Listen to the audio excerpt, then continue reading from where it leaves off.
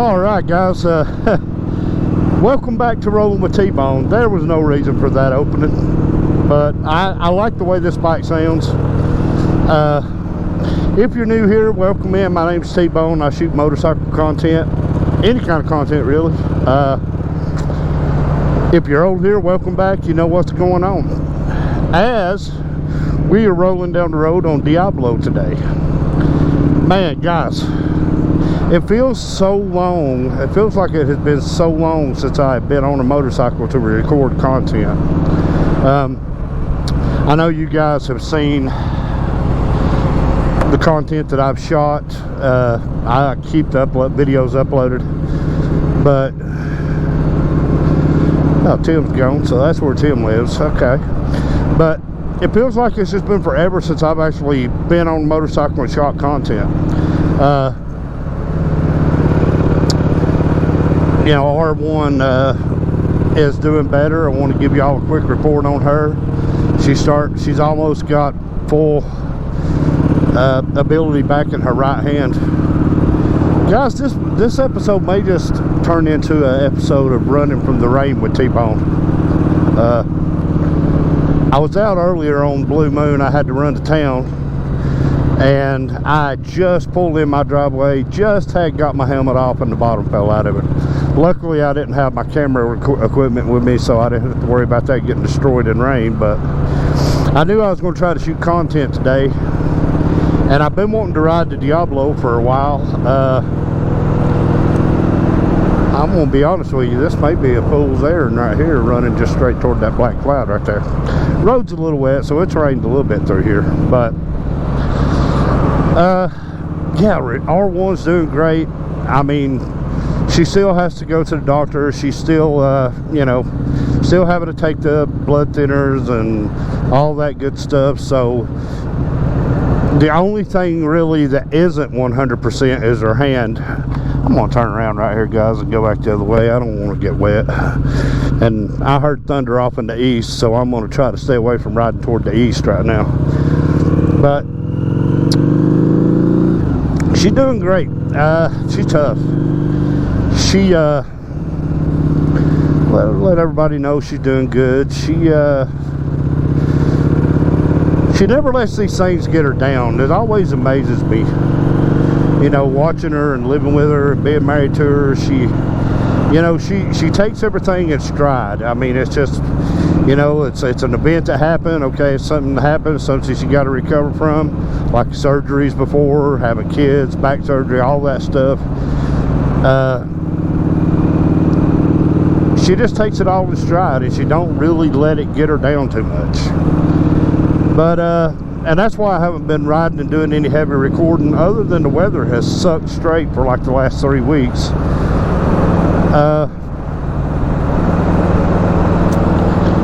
I've just been trying to stay close to home. If she's not with me, just trying to stay close to home in case she needs me.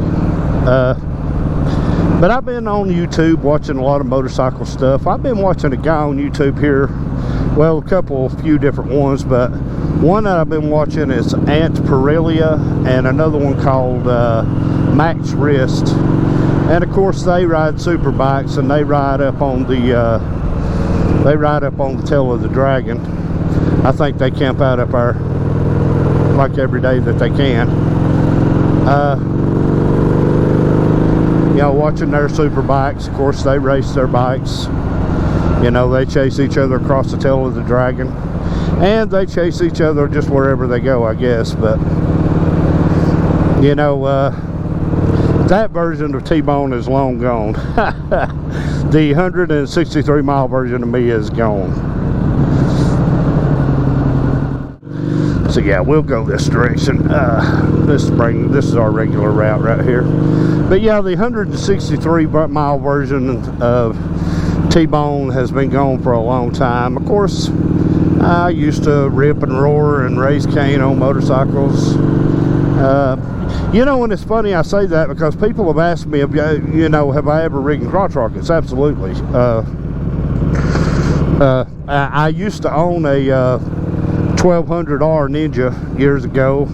I didn't keep that motorcycle very long because I knew that that was a stupid motorcycle, and I would do stupid things on that motorcycle and probably get my killing. So the motorcycle's limitations and my limitations weren't the same limitations. But you know, I like to ride, I like to have fun. You know, I don't care nothing about going 160 miles per hour anymore. And when I was younger, I didn't do it on motorcycles. Of course, those of you who've known me my whole life, you know my car of choice was a Trans Am. I would take a Camaro as a backup, but I used to keep Trans Ams, and I used to have those things bored and set up with high-powered four barrels and 5-speed transmissions and headers, and my power used to be in cars. I used to run the 4-wheel power. But y'all know the K cars, Trans Ams, Camaros, those used to be my go-to cars. But that was years ago. I got married, started having kids, and basically just lost the desire for that. But I never have lost the desire for riding my motorcycle. Racing, yeah, I lost the desire for racing. It just got to where it didn't make any sense to me to do it.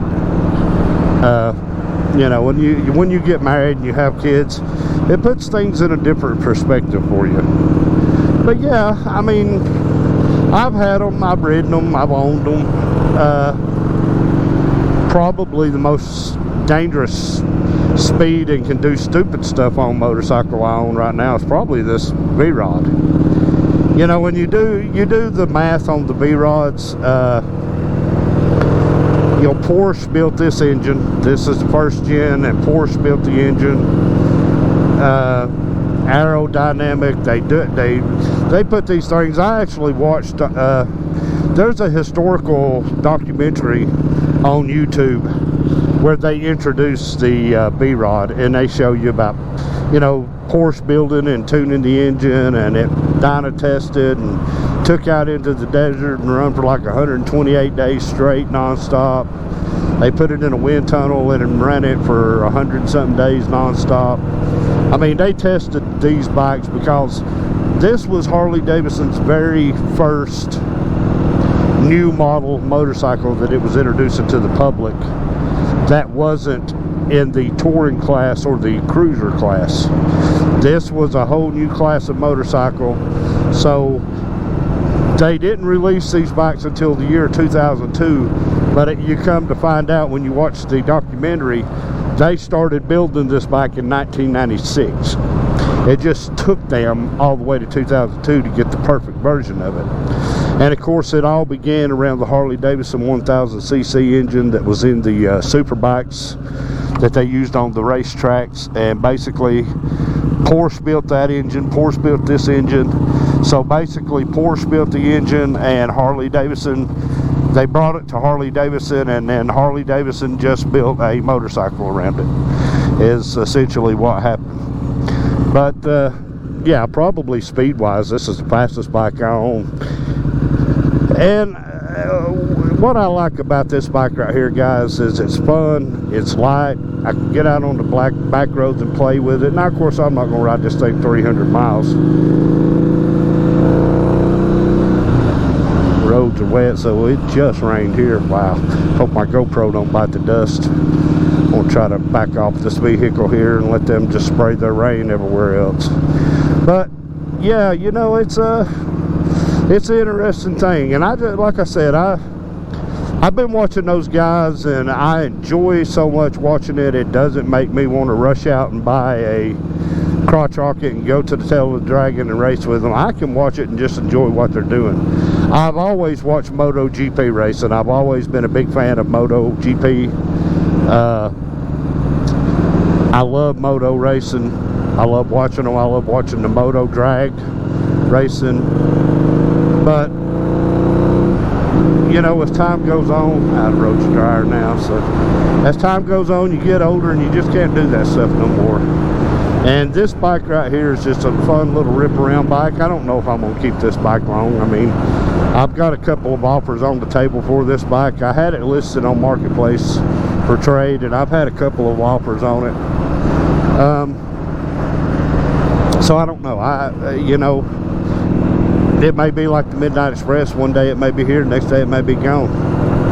But of course, to say that, I have to say this, that the Blue Moon quickly has become my favorite motorcycle for solo riding. When I'm out by myself, I find myself uncovering that motorcycle before I do this one to ride. You know, it's just an old school, bare bones, bare knuckle, you know, Harley Davidson, and I just love that. But yeah, of course, this bike will do triple digits and it'll get stupid with you if you wanted to. But who wants that? Who wants that? That's what I'm asking. Why would you want to be that crazy?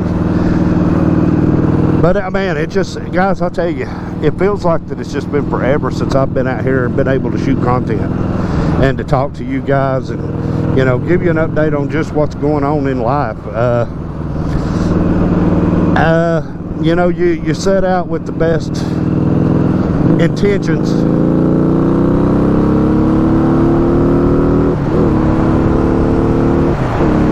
Sorry, that guy was making me a little bit nervous. You set out with the best of intentions. I had ideas on videos that I was going to shoot and things that I wanted to get done, and now we're already into August, and you know, summer's, you know, very quickly fading away.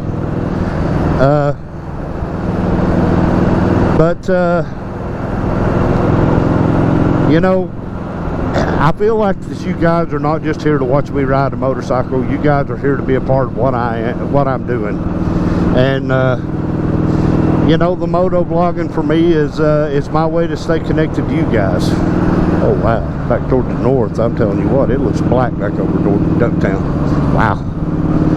But I'll tell you something, that's one of the biggest things right there, is just the weather has just been so maddeningly crazy. I mean, I don't understand why we're having all this tropical weather, rain every single day. I mean, it's kind of like spring got a late start. Spring decided to wait till the middle of winter to exist, to be a part of our life, because it has rained literally just about every day.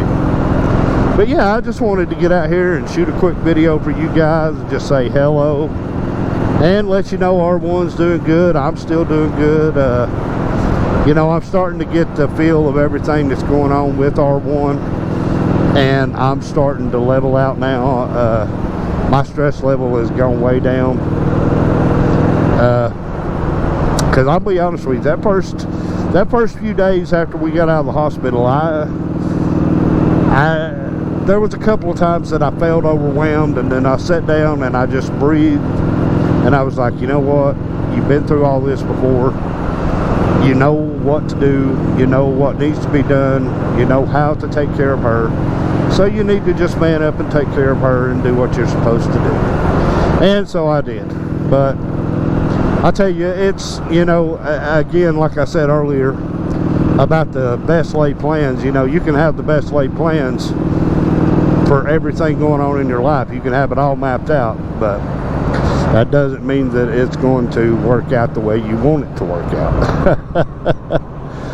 So I'm gonna be honest with you guys, I'm looking at the sky all the way around me, and it just, some places look just pitch black, and then some places just have big white fluffy clouds, so I don't know what's going on. Oh, I know this bike is dirty though, I do know that. I've got to wash this thing, it is so dirty. Dirt, dust, I don't know if it's pollen or what it is, but there's just something all over this thing. And of course it's ragweed season right now, so all of us people who are allergic to ragweed, we're starting to feel the effects of ragweed blooming. And I've got to do a bunch of bush hogging at work here before too long. And that field is completely covered in ragweed, so what I have to do is about 6 o'clock in the morning before I jump on the tractor, I have to go ahead and take my Benadryl and get ready for it.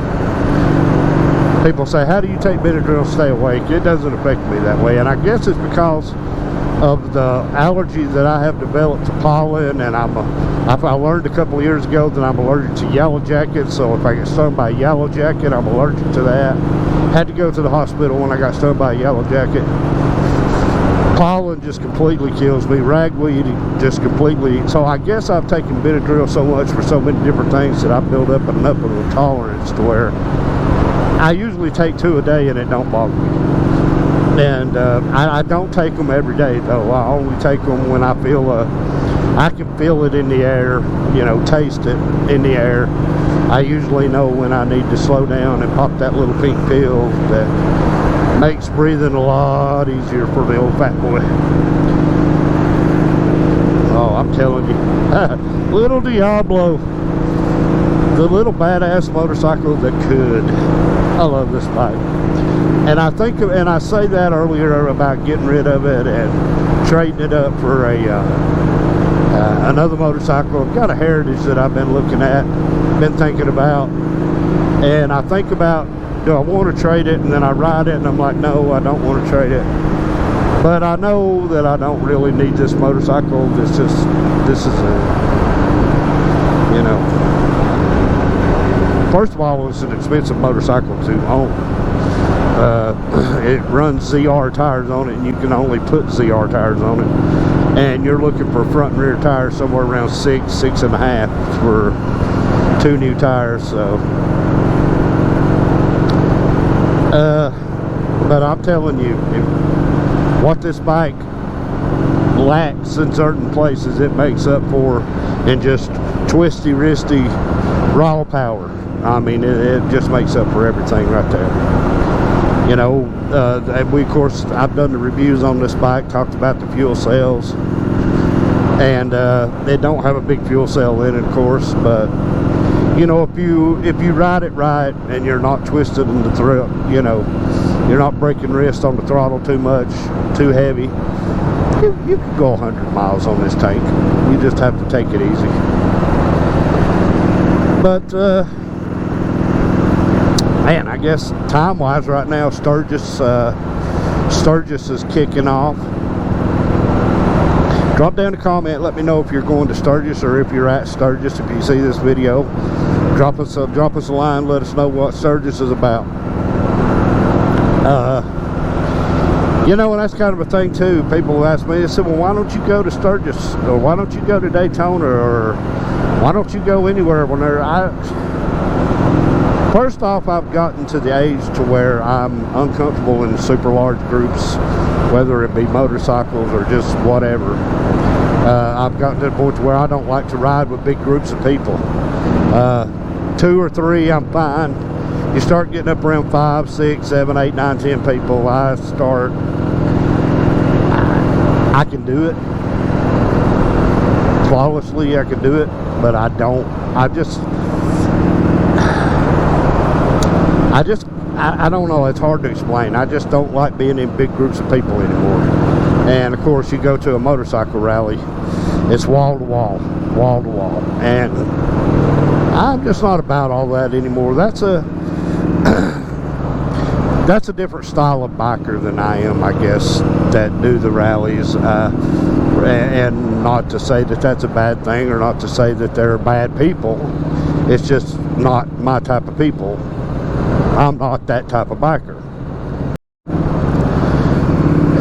Again, you know, like I said, not to say that that's a bad thing. I'm just, you know, a lot of stuff goes on at rallies, a lot of drinking, partying, you know, and that's fine, but I don't drink, and I don't party, and I don't do drugs, and, you know, for me, going there is just looking at the beautiful motorcycles and listening to them, and, you know, meeting unique people. But to do that and then be able to just get on my motorcycle and go home after I've done looked at all the pretty motorcycles and talked to some people, I'm not a camper. I don't camp out. I don't like that.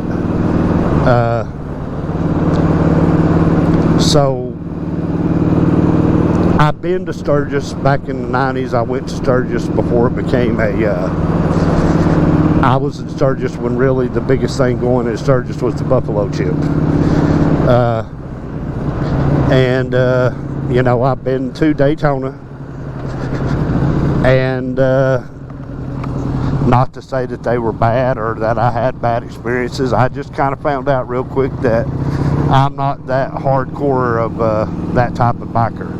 You know, I'm just a simple, want to get on my motorcycle and ride down the road biker. That's what I am.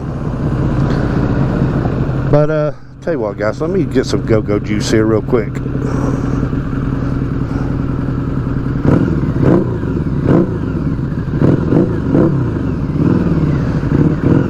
Alright, geese.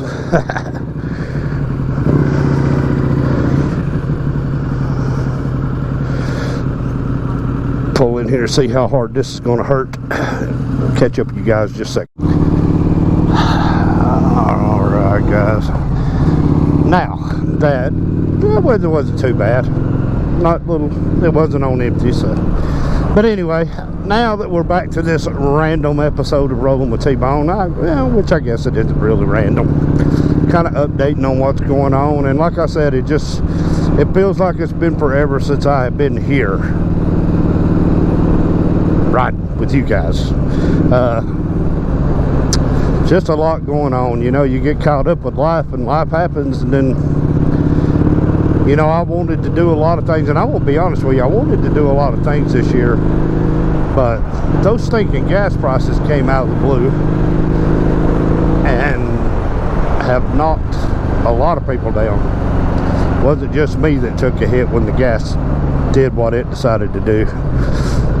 You know, and the bad part is nobody wants to take responsibility for high gas prices in the government, but they all want to take responsibility for them going down. The old gas is down 40 cents, yeah, but it's still up $2.59 from when our last president was in office. Well, it wasn't our fault that it went up, but, well, it's your fault that it goes down then. Okay, I see how that works. But, you know, it is what it is. It's, you know, when it comes to the gas thing, it's just like the food. The price of food has gone through the roof. You know, when people are literally having to decide which bills they want to pay so they can afford to eat, or they can afford to put gas to get back and forth to work. And, you know, I'm no different. I haven't, it affects me that way. But I'll tell you,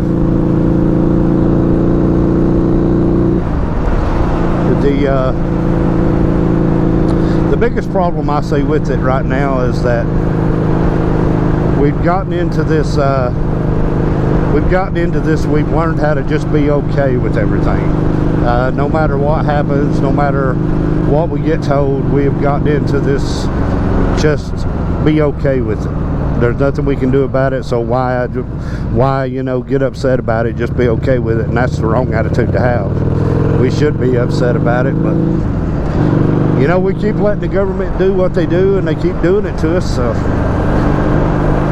nobody wants to be called an insurrectionist, so I don't. That's why I try not to get political around here anymore, because it's bad, and you know it's bad, but you keep trying to change it at the ballot box, and it seems like it just gets worse, so I don't know. All I do know is I'm riding down the road on Diablo, enjoying the ride, enjoying being able to talk with you guys. But I've got other stuff coming up. I've got people who's wanting me to ride their bikes for them and shoot content. A lot of my problem right now is timing. I just have to be careful how I set time up to do stuff and take time to do stuff. You know, a couple of episodes I had already edited before R1 had her stroke, so that kept me relevant. But going into the, you know, going into fall here, not too much longer. I mean, we've just got a very few short weeks, and we're going to be in fall, and then we're going to be in winter. And then the next thing you know, we're going to be in a new year. It happens so fast. I mean, the days and the weeks just fall off of the calendar so fast that it's ridiculous. And you, like I said earlier, your best laid plans just go out the window. Especially when they run regular gas prices up to $5 and something a gallon, $5.33 a gallon. At the peak here was what you were paying for regular gas, and that hurt bad. And the problem is we're getting close to Labor Day. Labor Day will be coming up here pretty soon, and they'll drive the gas prices back up for Labor Day. So it's a vicious cycle. It's a vicious cycle. But other than that, guys, I guess that's pretty well much everything's going on. I'll try to keep you guys updated on R1, like I said before, on what's going on with her and her progress. And just try to keep an eye out for new content. I usually try to post at least one video a week. If I don't, I don't, but I usually try to make sure I look, you know, one episode a week at least. But I tell you what, guys, I'm starting to think I'm running out of ways to go to dodge the rain, so I'm just going to go ahead and call this episode shot. Don't forget to find us on Instagram, find us on YouTube, Facebook, wherever you're watching this. We're across the board. We're not on TikTok, and I don't know about TikTok. I'm not on Twitter. I don't tweeter, so. But you can find us on Instagram. You can find us on Facebook and YouTube. So I'll tell you what, guys. Be stroke aware. See how you're feeling yourself. Be mindful of your body. And guys, take care of yourselves and take care of each other. Till the next time, I am T-Bone, and this has been Rolling with T-Bone.